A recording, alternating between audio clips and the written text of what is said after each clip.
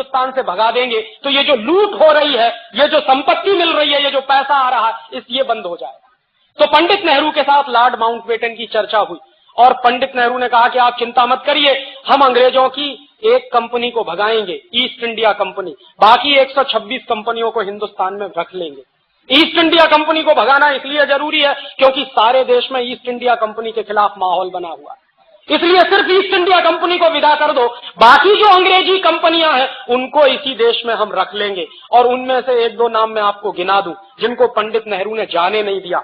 Book bond India limited, ये अंग्रेजों की कंपनी, आज की नहीं, सन 1890 की। लिप्टन इंडिया लिमिटेड, ये अंग्रेजों की कंपनी, आज की नहीं है, सन 1892 की, आज से 100 साल 150 साल पहले की कंपनी। और ऐसी 126 कंपनियों को पंडित नेहरू ने बाकायदा ट्रांसफर ऑफ पावर के एग्रीमेंट करके अंग्रेजों की कंपनियों को रखा। तो आजादी का मतलब क्या था? ईस्ट इंडिया कंपनी को भगा देंगे और बाकी अंग्रेजी कंपनियां जो इस देश को लूट रही हैं उसको नहीं भगाएंगे। और इतना ही नहीं, उसके बाद दूसरी बात जो हुई वो उससे भी ज्यादा खतरनाक मैं मानता हूं। 1946 में इंग्लैंड की पार्लियामेंट में इंडियाज इंडिपेंडेंस एक्ट पारित हुआ, आजादी का कानून, भारत की आजादी का कानून। और मेरे जैसे नौजवान से अगर पूछा जाए तो हिंदुस्तान को ब्रिटेन के पार्लियामेंट से कानून पारित करने के बाद आजादी दी गई है, हमने आजादी ली नहीं। क्योंकि यह तो मैं बहुत बेचारगी की स्थिति मानता हूं कि कोई हमको कानून पारित करके आजाद करे। और पार्लियामेंट के नियम होते, अगर मान लीजिए आज पार्लियामेंट ने एक कानून पारित किया और उस कानून के पारित होने के बाद हमको आजाद किया, कल को अगर वो पार्लियामेंट उस कानून को वापस ले ले तो हमारी आजादी का होगा क्या? इसलिए यह सबसे गंभीर सवाल था कि 1946 में इंग्लैंड का पार्लियामेंट अगर इंडिया इंडिपेंडेंस एक्ट पारित करता है और उस एक्ट को पारित करने के आधार पर इस देश में कुछ लोगों का चुनाव होता है जिनकी संविधान सभा बनाई जाती है और उस संविधान सभा के आधार पर कॉन्स्टिट्यूशन का निर्माण होता है। और कॉन्स्टिट्यूशन भी क्या बना है? 1935 में अंग्रेजों ने गवर्नमेंट ऑफ इंडिया रूल पारित किया इस देश पर शासन करने के। और 1935 का जो गवर्नमेंट ऑफ इंडिया रूल था वो हिंदुस्तान को उन्होंने अगले 1000 साल तक गुलाम बनाए रखने के लिए पारित किया। उस गवर्नमेंट ऑफ इंडिया रूल को आजादी के बाद हिंदुस्तान के संविधान का आधार बनाया गया। ये बहुत ही दुर्भाग्यपूर्ण था।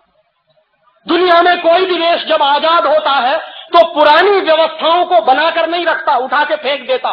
फ्रांस भी अंग्रेजों का गुलाम रहा और फ्रांस ने 1790 में जब वहां क्रांति हुई और फ्रांस की आजादी आई तो फ्रांस ने अंग्रेजों का बनाया हुआ संविधान, फ्रांसीसी लोगों ने अंग्रेजों के बनाए हुए कानून सब उठा के फेंक दिए, तब फ्रांस आजाद हुआ। अमेरिका भी गुलाम रहा यूरोप के लोगों का। और जब अमेरिका में आजादी आई, अमेरिका अपने सिविल वॉर से बाहर निकला और अमेरिका जब आजाद हुआ तो अमेरिका की आजादी के बाद भी वहां के लोगों ने अंग्रेजों के बनाए हुई जितनी व्यवस्था और कानून थे सब उठा के फेंके।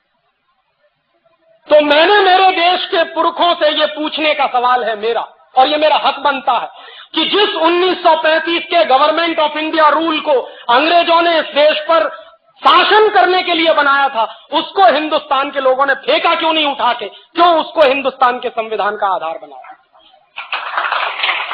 और जो संविधान अंग्रेजों के बनाए हुए कानून के आधार पर खड़ा हुआ है वो संविधान इस देश का भला कर नहीं सकता, उस बात से मैं कन्विंस हूं। और आप देख लीजिए 1935 का गवर्नमेंट ऑफ इंडिया रूल मैंने निकलवाया और 1935 के गवर्नमेंट ऑफ इंडिया रूल को एक बाजू में रखा और हिंदुस्तान के संविधान को दूसरे बाजू में रखा। फर्स्ट एक्ट के 95 जो आर्टिकल्स हैं, अनुच्छेद हैं, उनकी भाषा जैसी की तैसी है, कॉमा फुल स्टॉप भी नहीं बदला गया उसमें। माने जो कुछ अंग्रेजों ने तय कर दिया था उसी को आजाद हिंदुस्तान के अय्याश प्रधानमंत्री ने हिंदुस्तान का संविधान मान लिया। ये आजादी कैसी आजादी? और उससे भी ज्यादा तीसरा गंभीर सवाल मैं ये उठाता हूं कि जिन कानूनों को अंग्रेजों ने हिंदुस्तान को लूटने के लिए बनाया था वो कानून आज भी क्यों चलते हैं? 1860 में इंडियन पुलिस एक्ट बनाया और 1860 का जो इंडियन पुलिस एक्ट बनाया अंग्रेजों ने, वो जानते हैं क्यों बनाया? क्योंकि 1857 में बगावत हो गई थी, सारे देश में विद्रोह हो गया था। अंग्रेजों को डर लगने लगा था कि अगर 1857 जैसी बगावत अगर फिर से रिपीट हो गई तो हिंदुस्तान को छोड़कर जाना पड़ेगा। तो उस बगावत को दबाने के लिए अंग्रेजों ने पुलिस की स्थापना की और उस पुलिस को विशेष अधिकार दिए। उनमें से एक महत्वपूर्ण अधिकार था कि पुलिस वाले को डंडा पकड़ा दिया हाथ में, वो आज भी लेके घूमता। और वो जो डंडा पकड़ा दिया पुलिस वाले को हाथ में, उसके साथ कुछ अधिकार दे दिए। क्या अधिकार दे दिए? कि कहीं भी किसी भी जगह पर 5 से ज्यादा लोग इकट्ठे हैं तो उसको लाठी चार्ज करने का अधिकार, बिना चेतावनी दिए लाठी चार्ज करने का अधिकार। अंग्रेजों ने 1860 में ये इंडियन